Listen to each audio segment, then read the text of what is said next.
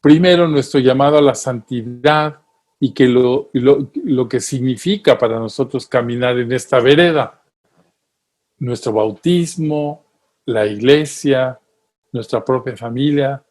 Después nos hemos metido a considerar nuestro llamado o no en esa breve encuesta que hicimos a esta espiritualidad de la cruz, con ejemplos de algunos hermanos y del padre Félix, así como también algunas notas de la realidad acuciante que ahora nos rodea y la respuesta que nos está pidiendo.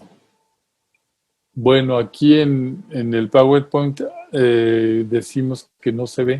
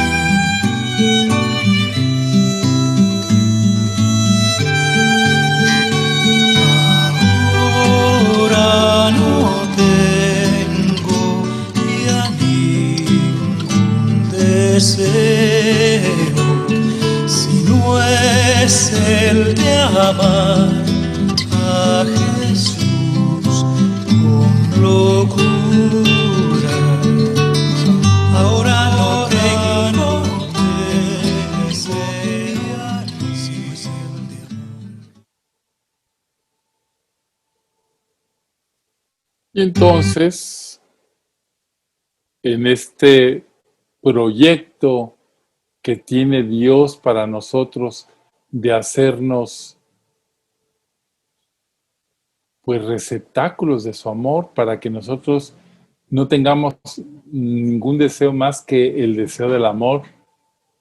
Esto en el Evangelio de hoy lo veíamos, cómo Jesús centra toda la vivencia del cristiano en amar a Dios, amar a los demás.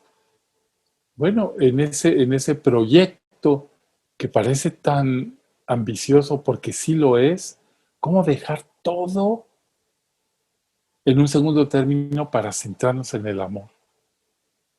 Pues sí es posible, dado que Dios lo quiere y nos ha hecho para ello. Como veíamos en la pasada sesión, pues estamos rodeados de una realidad difícil, cuestionadora, que parece que cuando pensamos en estas cosas espirituales es como que estamos eludiendo la responsabilidad. No, al revés. Cuando nosotros caminamos para internarnos en la inmensa, hermosa e inabarcable persona del hombre que ha amado más en la historia de la humanidad, que es Jesús de Nazaret, estamos dando en el centro. Por eso también tenemos que decir que Jesús es Dios, Jesús lo dice en el Evangelio: quien me ve a mí está viendo al Padre. Y luego pregunta: ¿no creen que yo estoy identificado con el Padre y el Padre conmigo? Por eso, para nosotros cristianos, confesar la divinidad de Jesús es confesar que Él es el centro de la vida religiosa. Digo religiosa en cuanto que seguimos a Jesús, el objeto de esperanza y el que determina de forma absoluta la conducta de mi vida. Centrarnos en Jesús no es sino cumplir perfectamente nuestra vocación. Creer en la divinidad de Jesús significa aceptar a Jesús de forma determinante, absoluta y fundamental. Creer en la divinidad de Jesús es un acto de auténtica fe, es aceptar la interpretación sobre la persona de Jesús revelada por Dios. Miren, yo en los ejemplos que les voy poniendo, que van a salir muchos, pero yo quiero irlos mencionando, de las personas que han vivido centrados en Jesús, nos damos cuenta cómo toda su vida gira y sus intereses, sus deseos. Miren, hoy, por ejemplo, vamos a ver, pues solamente por cuestión de tiempo, a Teresa de Lisieux y a Carlos Acutis, pero en sus apuntes, en lo que les vamos a pasar, también la experiencia de la madre Ana María Gómez, fundadora de las Hijas del Espíritu Santo, la experiencia de el hermano Alfonso Pérez. O sea, son, digamos que, personas de muy distinta procedencia, de muy distinto interés, de muy distinta formación, y todas están centradas en Jesús, movidas por el Espíritu. Entonces es decir, el creyente siempre puede encontrar razones o motivos para fundamentar su fe en la divinidad de Jesús. Siempre los puede encontrar. La fe en la divinidad de Jesús modifica nuestras actitudes ante los demás y ante Dios. Esta es la historia de los santos. Los santos son transformados en Cristo. Y la fe en la divinidad de Jesús será luz que ilumina los pensamientos, decisiones, valores, actividades y relaciones de estas personas que venimos diciendo. Cuando yo digo, a ver, una muchacha, estoy hablando de Ana María Gómez, por ejemplo, una muchacha joven, pues más o menos guapetona, que tiene un papá y una mamá que la adoran, una hermana que en un determinado momento va a tener su noviecito, pero ella descubre, jovencita, a Jesús y le da su corazón. Luego, claro, ya se encuentra con el Padre Félix, toda una historia, pero el origen es siempre engancharse con Jesús. Si estamos hablando de que nuestra vocación es amar, pues por ahí empieza la historia de los santos y nuestra propia historia. Porque la aclamación de la divinidad de Jesús es una respuesta de adoración y de culto a Dios que se ha reservado a nosotros, los hombres. La confesión de la divinidad de Jesús es un reconocimiento de la soberanía y señorío de Dios en Jesús y por Jesús. Vamos a ver, Dios se reveló plenamente para nosotros en Jesús. Qué hermoso pensar, es la palabra única y definitiva del Padre para el hombre. Jesús es su palabra. Él no es solamente un signo, sino es aquel que está presente. Es el Dios que se nos revela. Y yo creo, ¿verdad?, que si Jesús es el Dios revelado, entonces nosotros lo podemos conocer. Lo podemos conocer. Y les vuelvo a decir, cuando estudiamos la vida de Conchita, del Padre Félix, de Monseñor Ibarra, de Anita Gómez, del hermano Alfonso, de quien quieran, de Teresa de Lisieux, de Santa Catalina de Siena, Santa Brígida de Suecia. Lo que hicieron fue tomar en serio a Jesús en sus vidas. Tú eres mi relación fuente. Por eso confesar la divinidad de Jesús tiene que ser una afirmación que involucre toda nuestra vida. Porque también Jesús es la expresión completa, absoluta y única de Dios. A veces me da idea de que nuestra religión es sí creyendo mucho y queriendo muchísimo a Jesús, pero como teniéndolo muy lejos. Es como un pariente que tienes lejano, que quieres muchísimo, pero tú vives en la Patagonia y tu pariente queridísimo vive en Florida. Así a veces parece. No, nuestra expresión tiene que ser directa, cercana, el propio ser de Dios al darse y expresarse plenamente en Jesús, es para que lo hiciéramos nuestro. Esa es la expresión definitiva y natural de Dios. Parece que esa tremenda verdad, Jesús es Dios, porque todas las herejías son en torno a esta verdad. Parece que nos apabulla, porque un hombre, pero como bien sabemos, la puerta de la divinidad es la encarnación del Verbo. Conchita cuando exclamaba, es que yo pienso en la encarnación del Verbo y vibro, eso me electriza, porque no hay un modo para poder entrar en el ámbito divino, sino el que dispuso nuestro Padre al darnos a Jesús. Yo esto siempre lo digo y lo voy a insistir porque es que es la clave de todo. Su santa humanidad es el acceso para poder penetrar en el misterio de amor que es la Santísima Trinidad.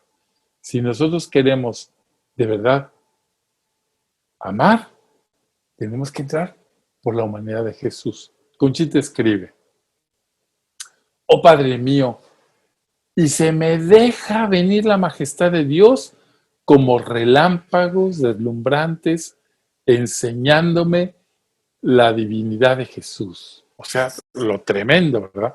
Y enseguida se me vuelve a presentar Él dulce, apacible, enamorado, humano, pidiéndome que me le acerque y diciéndome que con ser Él tan grande, no tema, recordándome con viveza aquello de dejad a los niños que se acerquen a mí. Esto me derrite el corazón. Y como cambiando de tono y trocando los papeles, ¿qué cree usted, oh Dios mío, que me acaba de decir con una ternura encantadora que me deshace? Me ha dicho, madre. Y entonces vienen caricias de otro modo y me las hace y me las pide y me dice que yo se las pida de mi voluntad. Y comienzan los íntimos coloquios y se desbordan en mi alma, quiera que no, los delirios sofocados, las locuras comprimidas, y como que se juntan las dos corrientes de amor formando un solo río, que no sé dónde irá a parar, a dónde va a hundir sus aguas. Oh Padre mío, dígame que me entiende. ¿Qué texto? Conchita se da cuenta que pues Dios es la majestad, pero a la vez es un niño que le pide que le diga madre, y continúa el texto. Después me dijo Jesús, te quiero madre, te quiero niña. Junta esos dos matices en tu tercer amor. Es todo un tema de la espiritualidad, el tercer amor. Y vive del calvario que la maternidad entraña y del candor y la inocencia infantil que confía y se abandona. ¿Verdad que así me vas a amar? Imagínense a Dios pidiéndole que, que lo ame, pero es que es lo que siempre nos pide. En el pesebre le dice a Jesús, gozando, y en el altar, sufriendo. Quiero acrecentar en tu alma estos dos matices. Ya los tienes, pero en mi sed de tu amor y de tus sacrificios, quiero agigantarlos en tu alma. Qué fuerte, miren, fuerte en ese sentido. Es que Jesús, como hombre, tiene también sed de ser amado. Yo digo, como Dios no necesita de nuestras alabanzas, ya lo dice un prefacio de la Eucaristía, no necesita de nuestro amor, Él se basta, es plenamente feliz, pero como hombre está sediento. Qué fuerte que alguien le diga a otro, ay, tú estás sediento de amor. Pues es que nuestra alma es así, nuestra alma es divina y tiene toda esa necesidad de amar y de ser amados. Concha sabe perfectamente que su Jesús es Dios y como tal le adora y reconoce, pero es su humanidad lo que le atrae y mueve. Ella desde la encarnación mística está siendo invitada a amar a Jesús divino como una madre ama a su hijo o como un niño ama a su padre. Digo yo, pregunto, ¿hay algo más encarnado que eso? A ver, ustedes que son papás y ahora abuelos, que llega el nietecito y les dice abuelito, o te dice papá, te derrites de amor. Jesús siempre nos invita a amarlo, quiere estar con nosotros. Y yo hago esta pregunta. ¿A ti cómo crees que te pide Jesús que lo ames? ¿Cómo te pide a ti? Bueno, la espiritualidad de la cruz nos centra en el misterio de Cristo sacerdote. Veamos algunas notas importantes en este aspecto. Jesús inicia su sacerdocio acercándose a la humanidad por su encarnación, como lo he repetido, y vive su misterio en continua cercanía al pueblo desde la intensa relación con su Padre.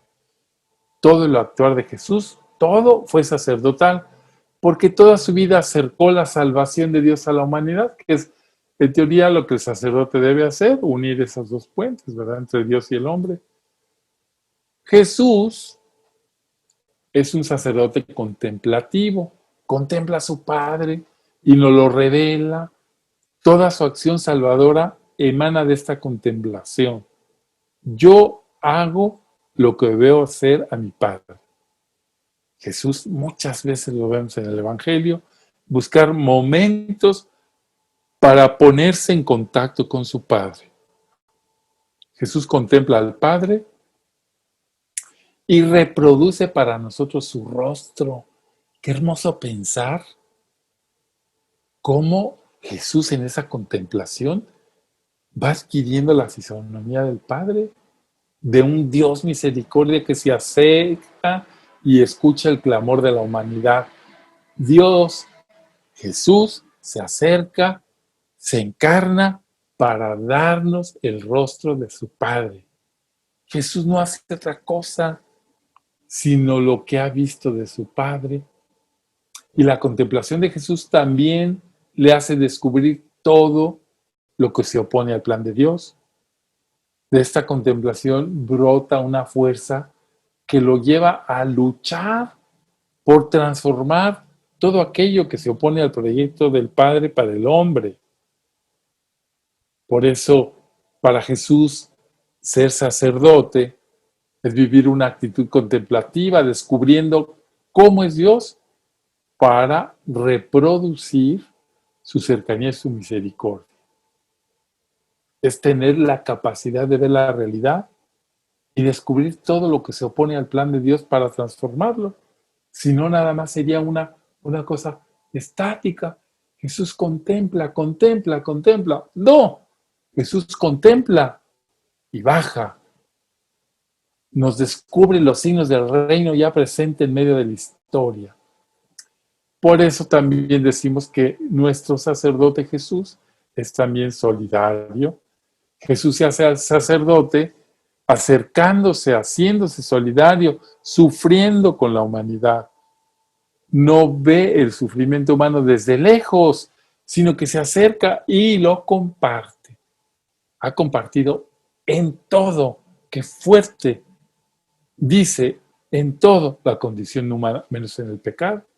Este acercamiento al sufrimiento del mundo es fuente de donde brota para salvar. La solidaridad de Jesús es una solidaridad salvadora y lleva esa solidaridad hasta el extremo, porque su vida es un continuo acercarse, encarnarse, se acerca al enfermo infeccioso, al ciego, al cojo, al hambriento, a la prostituta, se acerca al rico, se acerca al pobre. Toda su vida es un acercarse, involucrarse, solidarizarse con quienes más sufren. Todo, todo hasta morir en una cruz como un agitador. Ser sacerdote es compartir desde dentro los sufrimientos de los pobres, de los marginados, de los excluidos y de los enfermos. Qué duro cuando un sacerdote piensa que su vocación, y perdóneme que diga esto, así me pongo, que su tarea es para salvar a los ricos. Jesucristo, no han contemplado el sacerdocio de Cristo.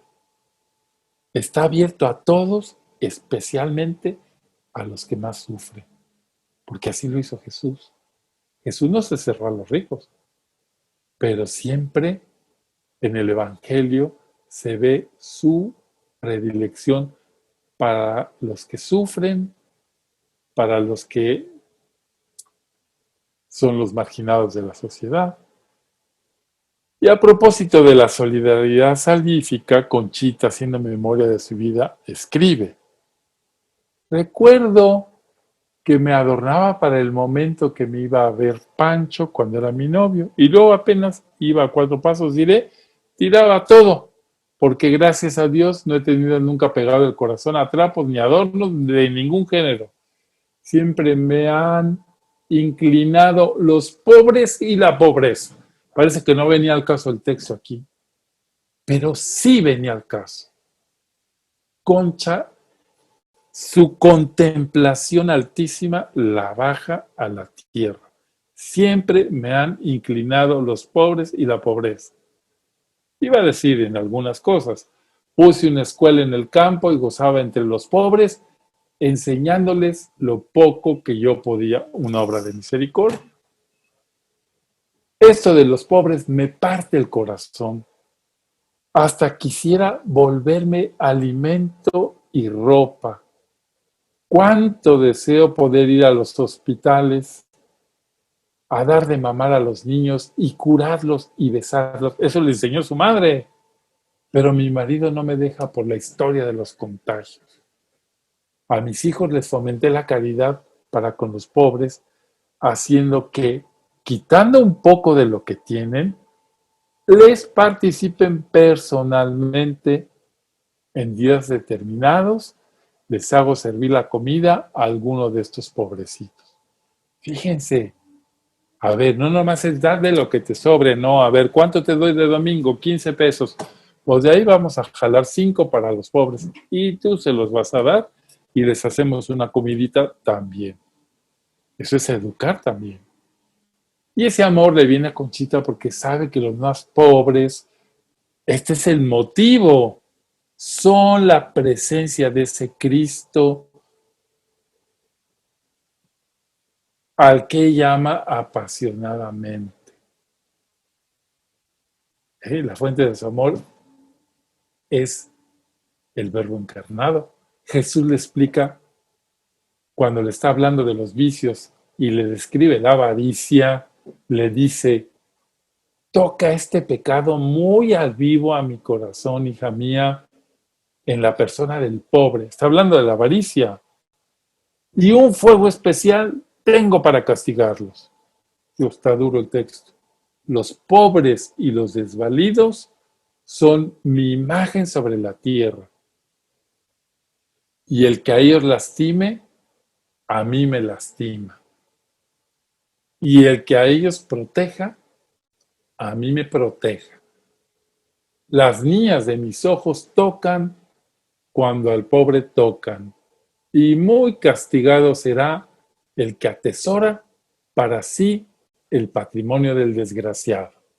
Muy delicado, hija, soy sobre este particular, y mi justicia, yo te prometo que campeará sobre los infelices que hayan extorsionado al débil. Lejos de nosotros extorsionar al débil, abusar del que no tiene y todavía darnos el lujo de decir, yo no lo ayudo porque lo echo a perder.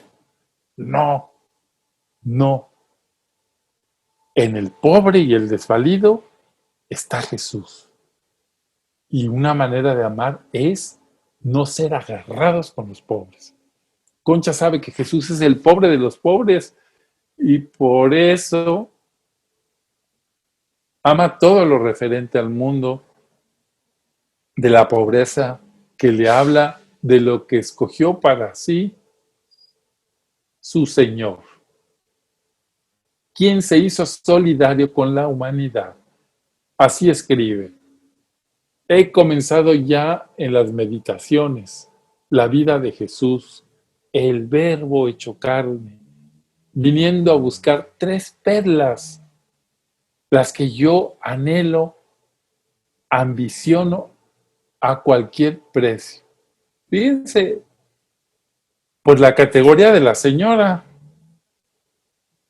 ella anhela lo que Cristo anhela: pobreza, desprecios y dolor. Cruz, cruz, las riquezas de la cruz, los tesoros que el mundo tiene por locura y que yo amo con todo el corazón. Oh niñito preciosísimo, sonrosado y bello, ¿me las darás? Dime que sí, mi encanto de Belén. Yo quiero esas perlas que en estos ejercicios me vas a regalar, pero las 3. Pero de las 3, la que más necesito ahora, aunque todas me enamoran, es la de los desprecios ajenos. Ándale, ¿eh? La de los desprecios ajenos. Sí, sí, vida de mi vida, mi verbo hecho niño, mi Jesucito adorado. Mira, que a los pobres generalmente se les desprecia. Y yo soy pobre. Por dicha mía se me llena la boca con decirlo. Mi riqueza bien sabes que eres tú y tu cruz. Bueno, pues estos textos nos ayudan a comprender cómo enamorarse de Jesús es enamorarse de lo que Él amó. No hay vuelta de hoja. Por eso yo digo, una verdadera caridad brota de amar a Jesús. Todo lo demás puede ser hasta negocio. Miren, en la Iglesia Católica hay muchísimas ayudas y hay un tráfico de dinero terrible en eso. Pero amar al pobre es otra cosa. Entregarse al necesitado es otra cosa. ¿Eh? Y aquí estamos viendo un ejemplo de lo que significa amar. Concha ama a Jesús, le pide amar lo que él amó y descubre que Jesús amó a los pobres y que no le importó a Jesús, no solo que no le importó, sino que pidió el desprecio ajeno para enseñarnos que siendo de categoría divina se desprendió de todo. Pues es una manera, digo yo, clarísima de aprender cómo se ama. Aspira a ser como Jesús, Conchita, así como como lo profetiza el cántico del siervo Isaías. Él creció como un retoño en su presencia, como una raíz que brota de una tierra árida, sin forma ni hermosura, que atrajera nuestras miradas, sin un aspecto que pudiera agradarnos, despreciable y deshecho de hombres. Este es el cántico de Isaías, varón de dolores y sabedor de dolencias, como uno ante quien se oculta el rostro, despreciable y no lo tuvimos en cuenta. A ver, este texto le partía el corazón a Concha. ¿Por qué?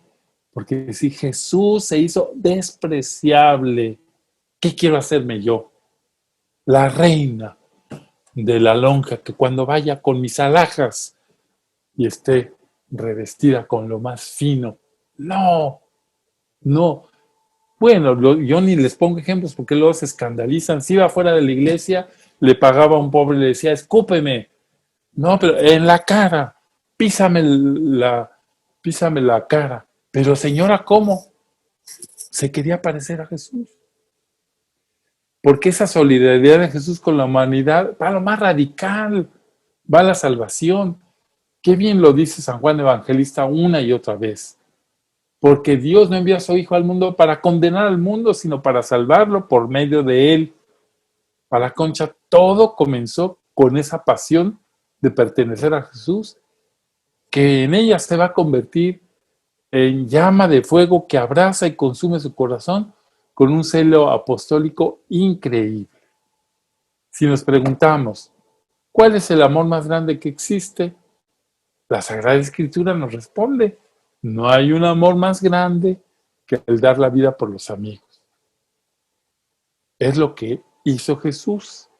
Además, no éramos sus amigos, éramos pobres pecadores, reos de muerte, feos, afectados, pero Él nos rescató con inefable amor. Cuando la iglesia contempla esta verdad, exclama, grita, canta en el pregón pascual, oh feliz culpa, quad talem et tantum meruit avere redemptorem, oh feliz culpa que mereció tal redentor. El teólogo medieval Tomás de Aquino cita esta frase en su explicación sobre el principio de que Dios permite los males para sacar así un bien mayor, que subyace a la relación causal entre el pecado original y la encarnación del Redentor divino, por lo que concluye que un estado superior no está inhibido por el pecado. Y el santo Ambrosio de Milán habla también de afortunada ruina de Adán en el jardín del Edén, en tanto que su pecado trajo a la humanidad un mayor bien que si se hubiera mantenido perfectamente inocente. Qué bonitos pensamientos. Es decir, el pecado nos mereció a Dios mismo encarnado. Entonces, feliz culpa. Y es que cuando se ama de verdad, se quita el freno para dejar que la vida fluya y se deje llevar sin miedos o falsas prudencias hasta niveles insospechados. Quien ama de verdad no mide, ni calcula, ni teme, ni escatima. Entra en una especie de locura. A mí una vez una religiosa, no digo de qué congregación, porque por ahí andan, me dijo, no, es que esta señora, ay, una exagerada. Y yo, sí, mira, bueno, claro, sí, claro. Pues con el amor enano que tú tienes, pues ves eso como una locura. Y si es que es una locura, con un amor medido, comedidísimo, pues no hace uno nunca más que cosas muy comedidas. Y los santos quitan el freno, se van a lo último. Porque no fue eso lo que hizo Jesús, que se quitó el freno para salvarnos. Amó hasta el extremo. Concha Cabrera se movió por sus derroteros, anduvo sus caminos, no vaciló en amar como su maestro Jesús. Escuchemos este texto que escribió a su director espiritual, que en ese tiempo era el padre Mir. Le dice, mire usted, padre, lo siento con todo el alma, si a costa de mi salvación, de mi vida y de todos mis afectos, supiera yo que se le daría un granito de mostaza, un átomo más de gloria, todo lo sacrificaría, Padre, con el mayor gusto por Él, solo por Él y por puro amor. Y si esto siente mi corazón por dársela, ¿qué no le daría? ¿Qué no haría por la que se le quita o deja de dar? Esto me despedaza y quisiera ser apóstol y correr y publicar y hacer ver y dar a conocer quién es Jesús y lo que vale su cruz y lo que encierra su corazón divino. Bueno, pues es una loca de amor por Jesús, es una enamorada de Jesús. Claro, con un amor pudibundo y así chiquitito, pues nunca vamos a salir de ahí. Nunca. Se necesita estar loco para hacer esto. Bueno, nosotros ya les he dicho que tenemos testigos. Yo les mencioné hoy pues he hablado de Concha, he hablado de Teresa de Lisieux, de Ana María Gómez, Carlos de Acutis, de Alfonso Pérez. ¿Por qué escogí esos? Pues quién sabe. Yo la verdad no sé, de repente dices, miren, la verdad sí hay algún motivo. Pues ahí estoy poniendo 3 mujeres de distinta condición, 2 religiosas, una laica, 2 hombres, un muchachito y un hermano que era laico religioso después, con los misioneros del Espíritu Santo. De los 2 últimos no voy a poder hablar, pero sí les dejo para que ustedes lean de la experiencia del siervo de Dios, el hermano Alfonso Pérez, y de la madre Ana María Gómez. En los 2 brilla el amor, ya lo verán. Bueno, pero voy a hablar, pues la vida de santidad es un camino en el amor que se abre cada día como posibilidad de encarnarse en las circunstancias de cada uno de nosotros los bautizados. No hay escape, es decir, en el sentido de que es para todos. Pensemos en la legión de hombres y mujeres, jóvenes y adultos, ancianos que han alcanzado la santidad. Como diría la carta a los hebreos, por tanto, puesto que tenemos en derredor nuestro tan gran nube de testigos, despojémonos también de todo peso y del pecado que tan fácilmente nos envuelve y corramos con paciencia la carrera que tenemos delante. ¿Cuál es esa carrera? Por la santidad. Esa nube de testigos, hermanos nuestros, nos impulsa a comprobar que en las circunstancias en las que nos encontramos, la santidad es posible. Conchita es un gran ejemplo para esposas y madres de familia. El padre Félix de Jesús Rullé para religiosos y sacerdotes. Monseñor Ibarre, Monseñor Martínez para los obispos. Pero cada santo nos habla a todos y a cada uno, como seguidores de Jesús, que la gracia bautismal puede fructificar en mí.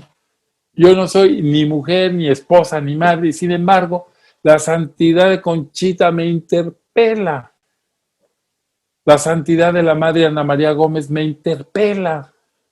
Su fidelidad a la gracia, su pasión por Jesús, su celo apostólico, su creatividad en el bien, eso está por encima de las circunstancias de cada persona. Por eso cuando digo, ay no, es que es inalcanzable. Pues bueno, pues depende de qué quieras alcanzar, pero tú puedes alcanzar fidelidad a la gracia, pasión por Jesús, celo apostólico, creatividad en el bien. Sí puedes, estés donde estés, todos podemos llegar a eso. Así es que quiero presentar brevemente algunos modelos en la vida de santidad, porque conociendo un poco más cómo se encarna el amor en nuestra vida diaria, estamos en donde estemos, podemos seguir animados a responder nosotros también.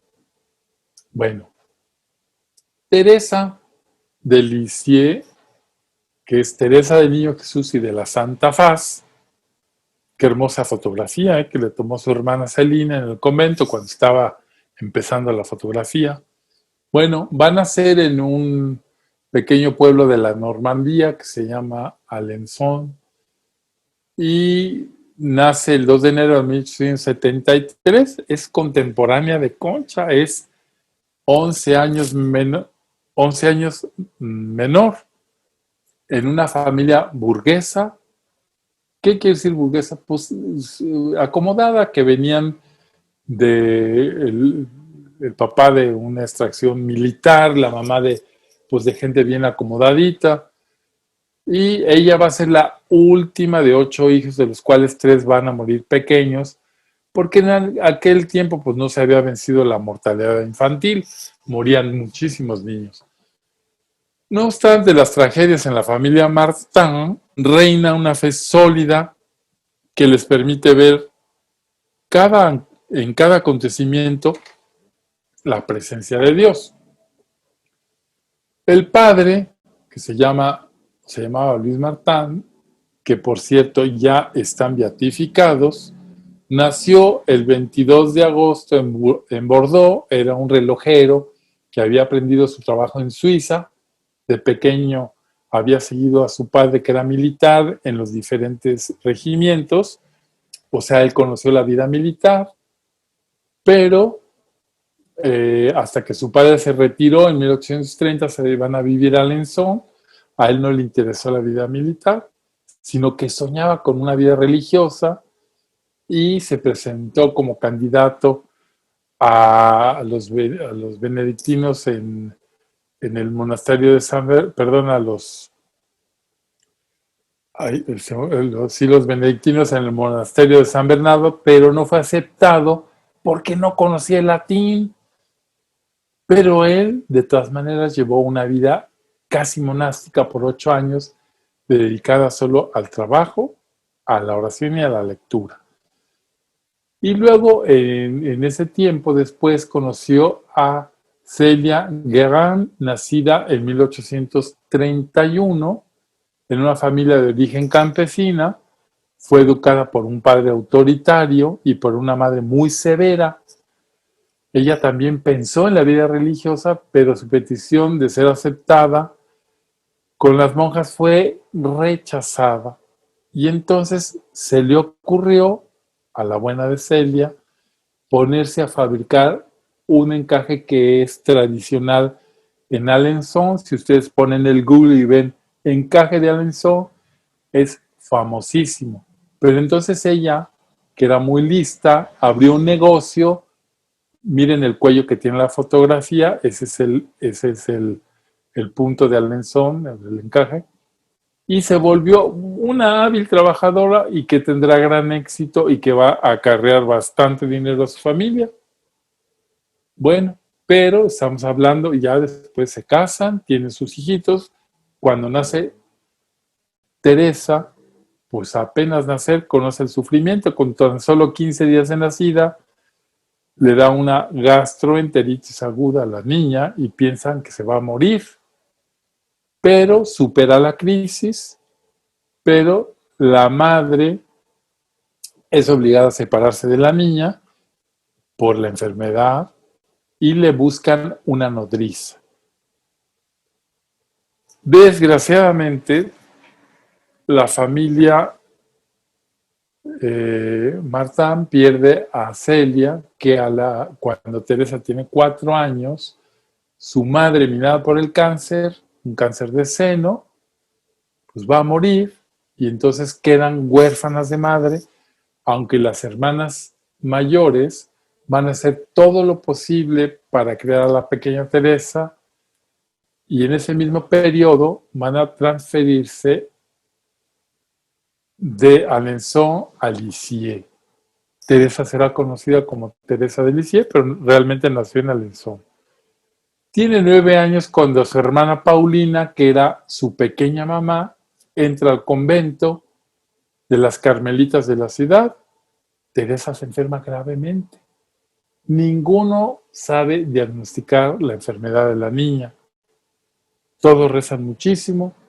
El papá hace una peregrinación a París para rezarle a la Virgen de las Victorias, y cuando parecía inevitable la muerte, Teresa ve en una imagen que tiene de la Virgen de las Victorias en su habitación, que la Virgen le sonríe y la chiquilla se recupera inmediatamente. Esa recuperación inmediata, a través de aquella sonrisa materna de María, la vuelve todavía más determinante en el sueño, siempre nutrido por ella, o sea, consagrarse totalmente al amor. Por eso, ¿cómo no iba a citar a Teresa de Lisieux en un curso que se llama Mi vocación es amar? Cuando Teresa hace su primera comunión, experimenta el sentirse amada. Fue un beso de amor. Me sentí amada y yo decía, te amo, me dono a ti para siempre. Bueno, aquí hay una cosa que observar. Esta muchachita, desde niña, fue absolutamente coherente con su amor a Jesús. Ella va a decir, cuando pasan los años, yo no recuerdo haberle negado nada a Jesús desde los 4 años. A los 4 años no hay uso de razón, pero sí hay conciencia. Bueno, también sucesivamente la primogénita María va a entrar al Carmelo y pues a Teresa otra vez le quitan a la mamá, se pierde 3 mamás, pero cuando tiene 14 años anuncia al padre su intención de entrar en el Carmelo. Pues el padre dice, no, pues esta lo único que tiene es ganas de irse donde están sus hermanitas. Entonces ya se sabe en la historia, ¿no? Que pues no podía entrar porque tenía 14 años, que el único que podía dar el permiso era el Papa que la ama tiernamente la lleva a una peregrinación a Roma. Cuando entran a la peregrinación, recibe la prohibición absoluta de hablarle al viejito que ya casi era un cadáver, tenía casi 98 años, y entonces Teresa se arma de valor y cuando se pone delante del Santo Padre, le dice, quiero entrar al Carmelo antes de cumplir 15 años. El Papa, pues casi ni entiendo lo que le dice, le explica, es una niña que quiere entrar, pero no le haga caso. Y el Papa la ve fijamente y le dice, tú entrarás si Dios quiere. Y sí quiso Dios. Entonces Teresa va a entrar al convento donde están sus hermanas. Ahí está el superior a la Madre Gonzaga, que no obstante la joven edad de Teresa la trataba con toda severidad. Pero aún así, ahí está la Madre Gonzaga, miren qué mirada tiene la Madre Gonzaga. Nunca se lamentó. Mientras tanto, las condiciones del padre se precipitaron. Tuvo una arteriosclerosis que lo devastó y el papá de Teresa fue, estando todas las hermanas ya en el convento, menos Celina, la penúltima, lo tienen que internar pues en un manicomio, entonces, bueno, decimos en un hospital psiquiátrico. Este hecho les provocó un terrible dolor. Pero la prueba más grande para ella no fue aquella de la salud. A pesar de la noche del espíritu que la envuelve por 18 meses, experimentó el silencio latente de Dios. Entendió la condición del ateo. Miren, esto es bien complicado de explicar en tan poco rato. En Occidente, especialmente en Francia, estaba como teniendo muchísimo auge los pensadores ateos, ¿verdad? Se pensaba como que eso de creer en Dios era cosa del pasado, retrógrados, de los que no habían estudiado la filosofía, etcétera. Y entonces se pensaba que era, pues, lo más alejado que puede haber de una vida insertada en el amor. Y Teresa va a recibir de parte de Dios el regalo, ¿eh?, de que su alma fuera invadida por las tinieblas más punzantes que le causaba el pensamiento del cielo, porque se le hacía un tormento pensar de la no existencia. Entonces, Dios le hace comprender lo que el ateo vive, la angustia de ser ateo. Bueno, su salud, a pesar de todo, pues no resistirá tanto rigor de la regla, ya que ella va a morir a los 24 años de tuberculosis, viviendo día a día sus sufrimientos en perfecta unión a Jesucristo muerto en cruz por la salvación de los hombres. Por lo tanto, Teresa será religiosa solamente 9 años, pero esos 9 años fueron transcurridos en una vida religiosa aparentemente sin importancia. Pero ella en su interior hay un maravilloso rumbo espiritual, tanto más fuerte si se considera que ya entonces, en tiempo de que ella vivía, muchas personas simples, gracias a su ejemplo, sintieron poder imitar y alcanzar el mismo nivel de esta alma sin pretensiones ni complicaciones. Por eso tuvo tanto éxito Teresa. Miren, yo durante años, no sé cuántos, ya estoy grande, ¿verdad? Pues como durante unos 20 años yo no dejaba cada año de leer la historia de un alma. ¿Qué me impresiona de esa lectura? Me impresiona la profundidad del amor. Me impresiona la perseverancia en el amor.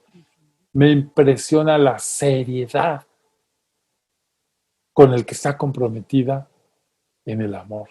Esa es Teresa de Lisieux. Hay que leerlo, yo los 20 años digo, hay que leerlo siempre.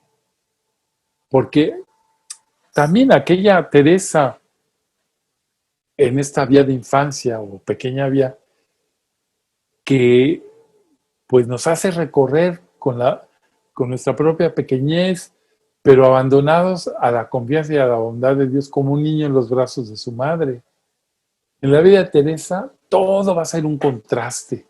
Su lenguaje es pobre y hasta muchas veces infantil, pero su pensamiento es genial. Bernanos la pone entre los genios de la humanidad. Su vida aparentemente sin dramas es una tragedia de la fe. Su existencia se desenvuelve en los 4 muros del Carmelo y sin embargo su mensaje es universal. Bueno, después de la Santa Biblia, el libro más impreso en el mundo es la historia de un alma de Teresa de Lisieux. Teresa escribió mucho, bueno, poco, muy poco comparada con Concha. Compuso 3 manuscritos, uno en 1895, Historia de un alma, llamado Manuscrito A, después autobiografía escrita por petición de su hermana Paulina o madre Inés, y luego otro llamado Manuscrito B, en el que se escribe para obedecer a su priora. También escribió poesías y cartas a sus familiares. Y finalmente sus hermanas después recogieron sus últimas conversaciones. Ya cuando estaba en cama, lo que decía lo apuntaban las hermanas. Y le llamamos el manuscrito C. Asombra el gran número de cartas enviadas a la familia y las numerosas poesías que compuso. Teresa ha sufrido mucho. Las pruebas espirituales que atravesó durante el correr de su vida escondida en la fe, en la noche de la fe, su vacío espiritual, sus tentaciones de escepticismo, la vuelven muy cerca de aquellos que dudan y no creen. Hay un ejemplo tremendo que está en la enfermería sintiéndose con muchísimo dolor, con todas las pruebas de la existencia del cielo, y llega una enfermera y trae una charola que tiene un bisturí y voltea a Teresa y la ve y le dice: quítela, hermana, quítela porque temo suicidar. Teresa es desconocida cuando muere, pero cuando es canonizada 28 años más tarde, en 1925, la fama de su santidad se dispersa en manera muy rápida en el mundo entero. Oigan, aquí les va un tip. Les va un tip. Nosotros no hemos podido hacer eso con Concha, perdón. De la emoción se me cayó la cámara. Fíjense lo que hacen las hermanas Martín que vivieron con su Teresita. Jesús, se me cayó la cámara. Se sientan en una mesa, cogen los escritos de Teresa, les dan una buena peladita, los mandan a imprimir y se dedican primero a enviar a todos los conventos carmelitas del mundo la historia de su hermanita. Y después empiezan a mandarlo a otras religiosas, a sacerdotes, gratis, mandarlo. Y entonces ellas orquestan una mercadotecnia que se volvió, estas son palabras del Papa Pío XI, un huracán de gloria. Y eran las monjitas que estaban encerradas en el convento. A ver, nosotros que somos tantos, con tantas capacidades, pero se necesita tener fuego en el corazón para hacer cosas. Bueno, Teresa fue nombrada después por Pío XI, que la beatifica y la canoniza, y ella dice, es la estrella de mi pontificado. La nombra patrona universal de las misiones, por las cuales ella rezó sin pausa. También fue patrona de Francia, como Juana de Arco. Y en 1997, centenario de su muerte, Teresa es declarada doctora de la Iglesia. Ahí andamos queriendo que Concha lo sea, pero ¿cómo? Pues necesitamos un convento de monjas que se dedique a enviar textos de Concepción Cabrera.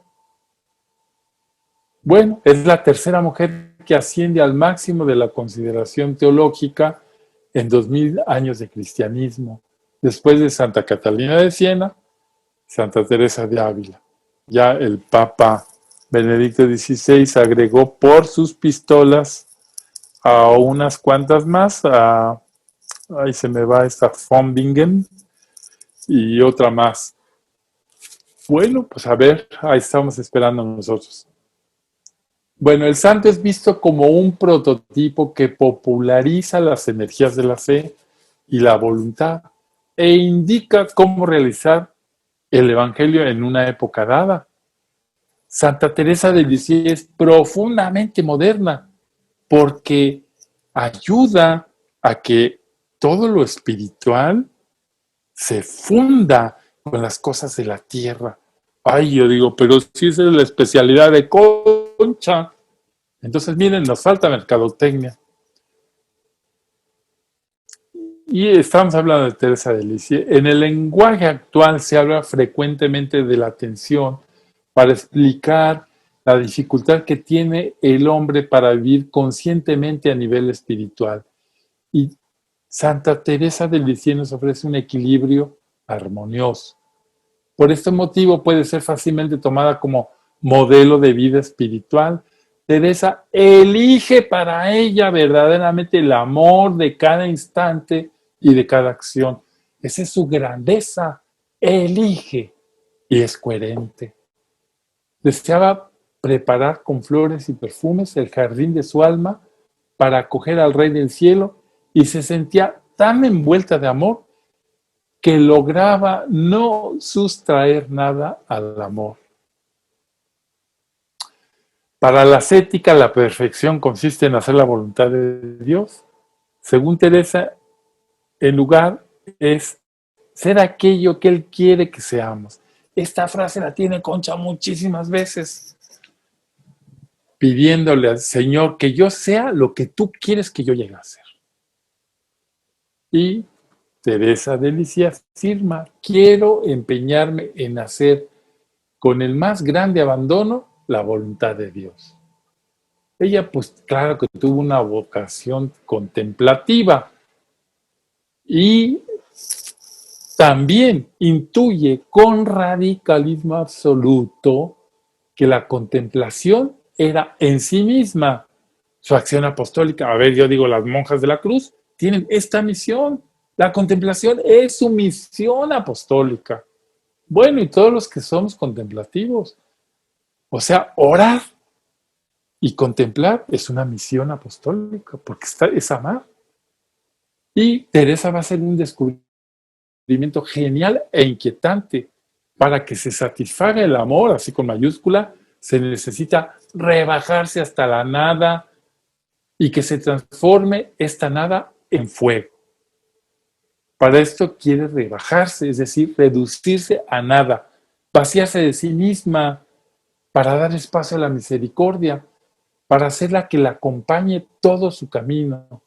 Así Teresa experimenta y enseña a reaccionar sin despegarse jamás, ni siquiera por un segundo, de la persuasión que Dios está obrando por medio nuestro.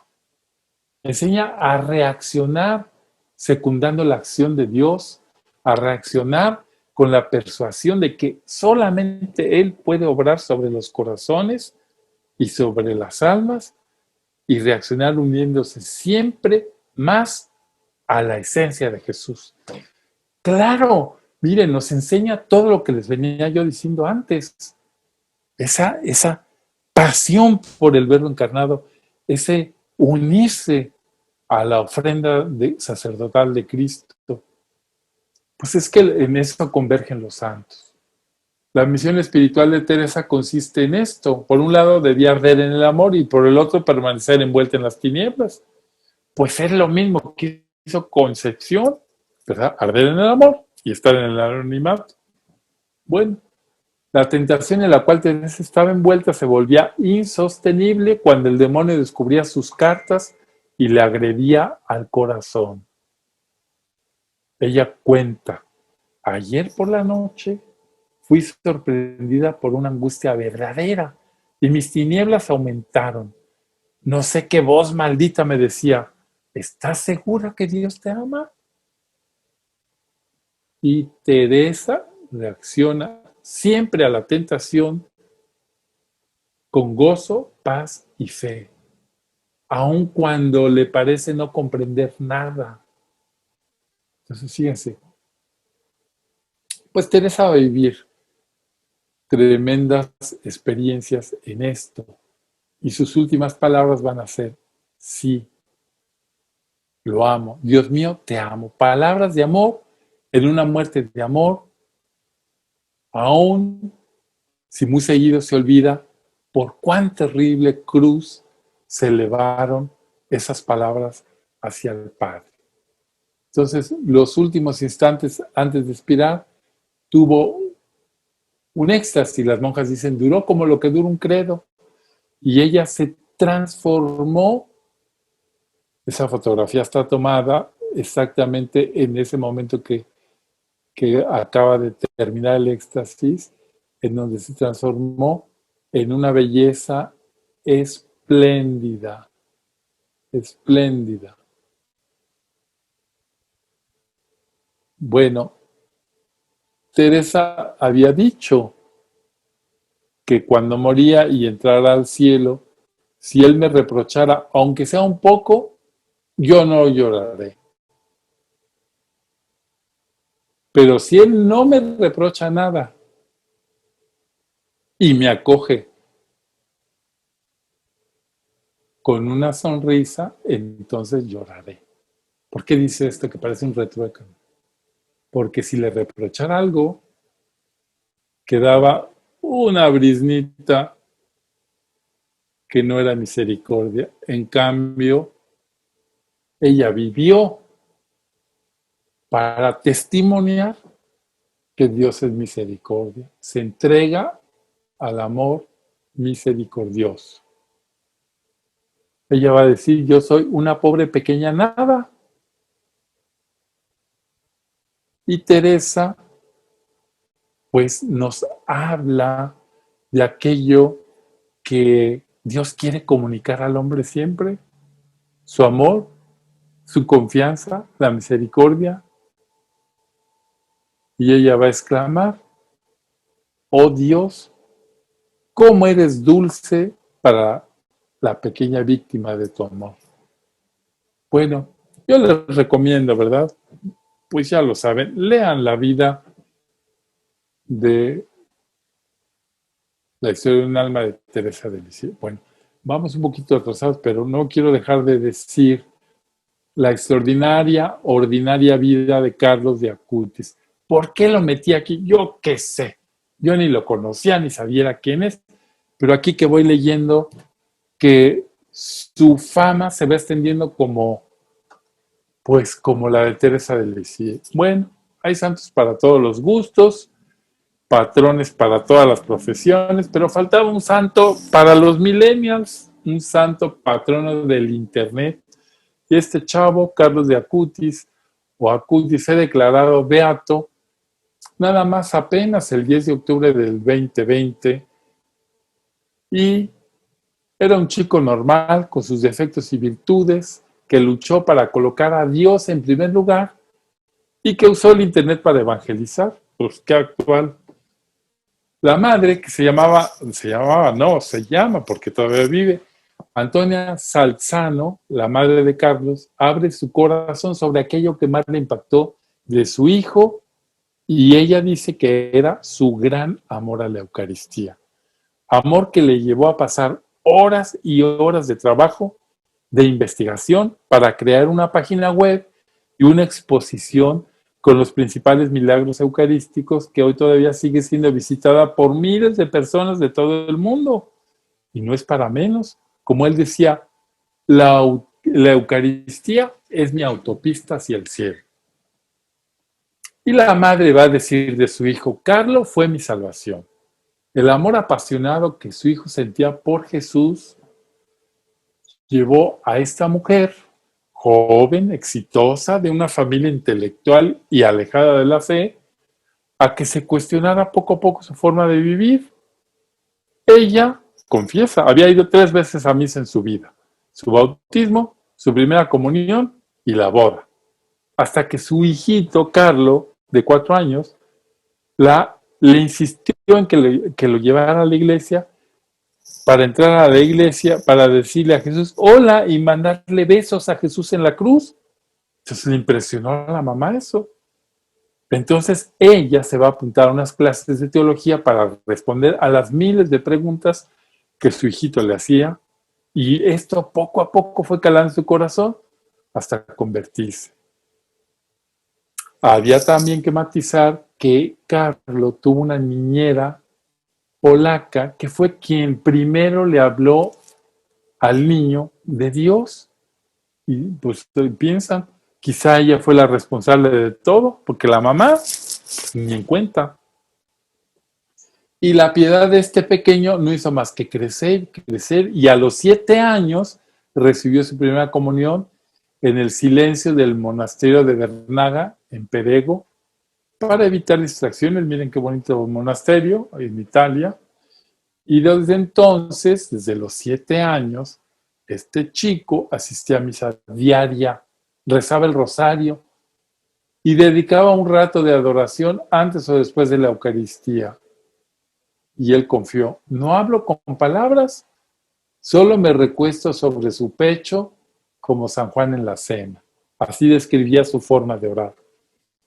Pero hoy Carlos sigue evangelizando a la familia. Antonia después tuvo mellizos en el 2010. Sus hijos se llaman Francesca y Michele. Y pues ya tenía 44 años la señora, casi es un milagro. Los mellizos, bueno, los mellizos nacen después de la muerte de Carlos. Y siempre han escuchado hablar de su hermano. Así que para ellos es natural tener un santo en la familia. Y la mamá dice: son niños muy devotos, y aunque se pelean por ver quién reza el rosario, son muy especiales. Estoy segura de que Carlos está intercediendo por ellos desde el cielo, dice su madre. Bueno, hay una feria en Rimini, en el norte de Italia, que es el mayor evento cultural católico italiano, que organiza una asociación católica de laicos que se llama Comunión y Liberación, que tiene una participación masiva de jóvenes. Y ahí, en una de esas ferias, Carlos se inspiró para su gran proyecto. Y en ese festival de exposiciones y encuentros se dio cuenta que ahí él podía crear algo. Y le interesó muchísimo, porque amaba profundamente a Jesús en la Eucaristía, pues darlos a conocer. Y su trabajo empezó a los 11 años. Se metió a investigar en la internet y dio como resultado una obra que explica estos hechos milagrosos en torno a la Eucaristía en 20 países y tiene 160 paneles, su explicación, que pueden descargarse en internet todavía.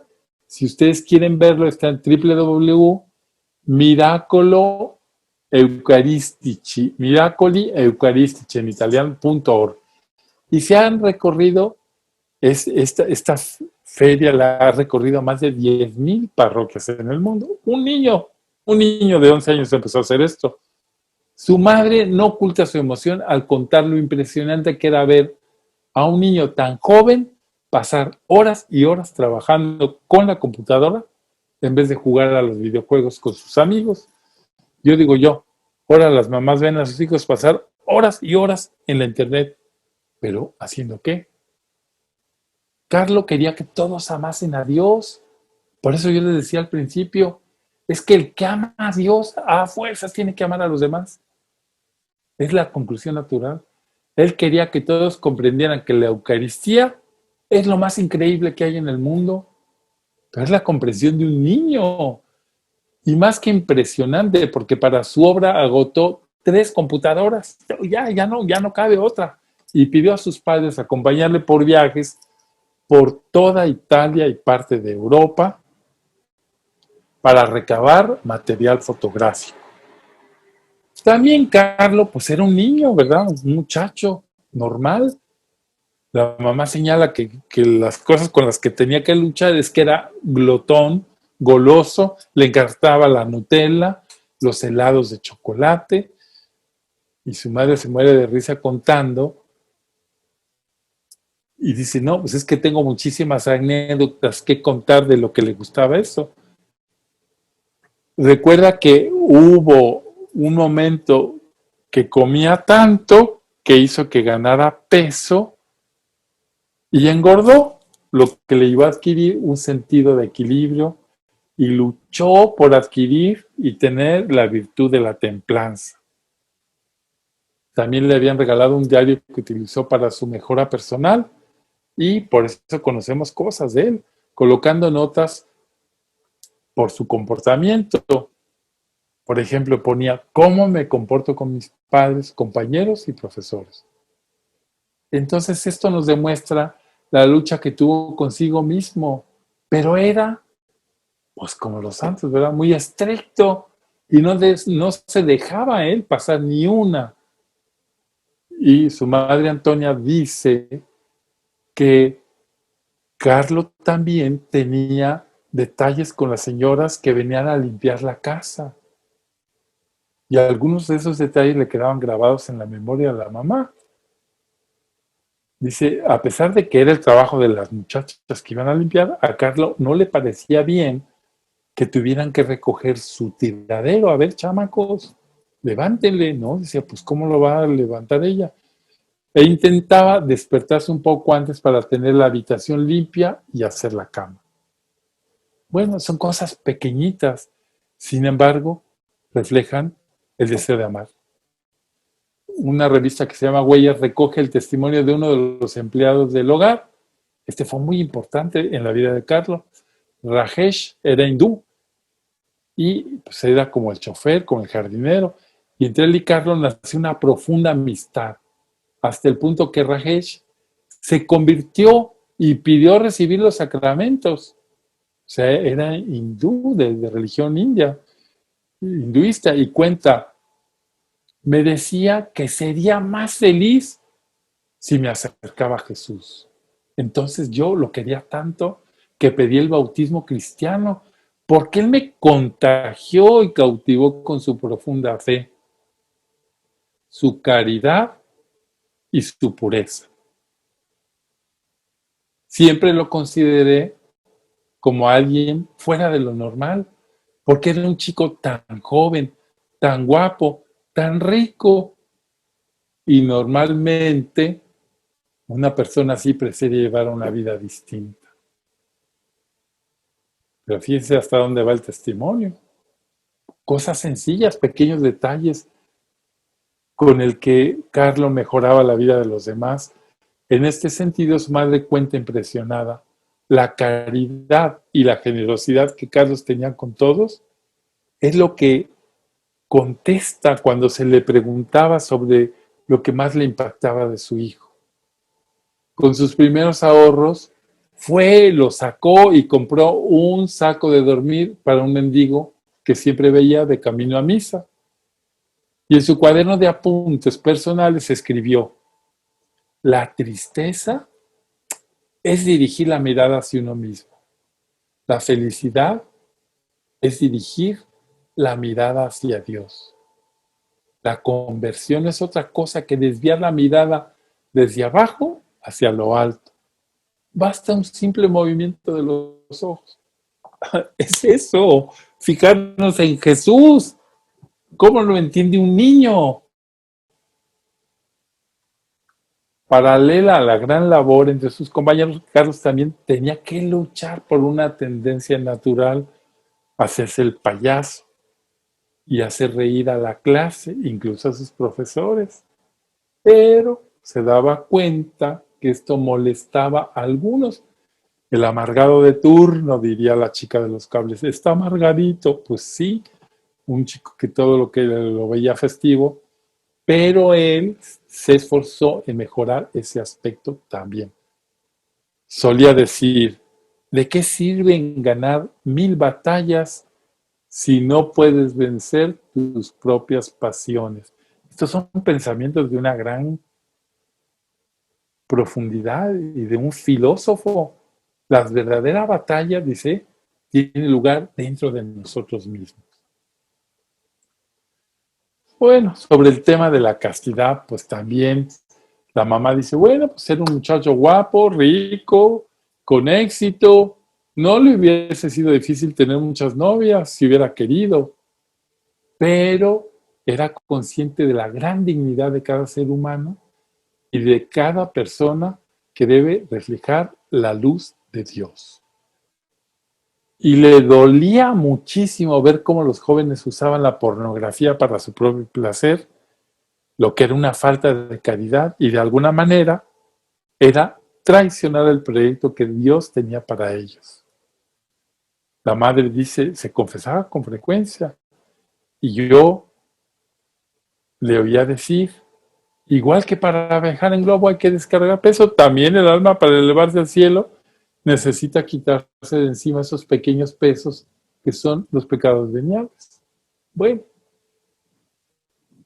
hay algo muy oscuro de Internet que puede ser transformado si la tecnología es usada para un buen propósito, decía Antonio. Carlo lo hizo, Antonia, para evangelizar y es un gran signo de esperanza.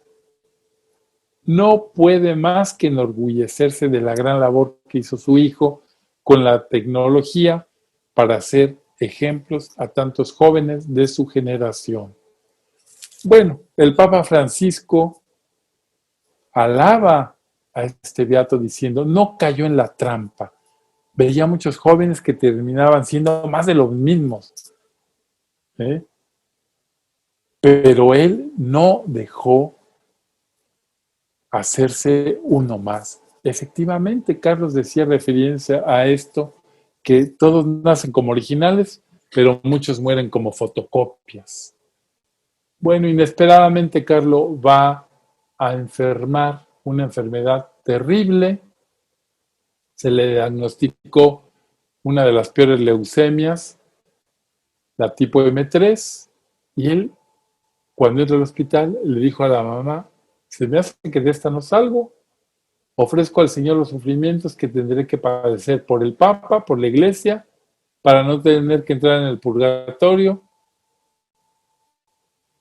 y poder ir directo al cielo. Pidió la unción de los enfermos y murió el 12 de octubre. En el funeral no cabía nadie más. Muchas personas que la gente nunca había visto estaban ahí presentes. Bueno, su fama de santidad se ha difundido por todo el mundo de forma misteriosa. Yo digo, pues así son las cosas de Dios. Si alguien quisiera darlo a conocer, en torno a su vida ha sucedido algo grande. el que llevó la causa de canonización dice, cuando yo conozco esta fama, entonces me arrodillo frente a esto. Está siendo sacerdote desde el cielo. Bueno, nosotros hemos presentado tan solo 3 ejemplos de santidad. Concha Cabrera, una madre de familia, Teresa de Lisieux, una religiosa, Carlos Acutis, un joven adolescente. Los 3 tenían una sola pasión, Jesús, y especialmente en la Eucaristía. El fruto de amar es el amor a los demás. Los 3 amasaron en sus vidas ordinarias la extraordinaria vida de Dios. Amar es una opción.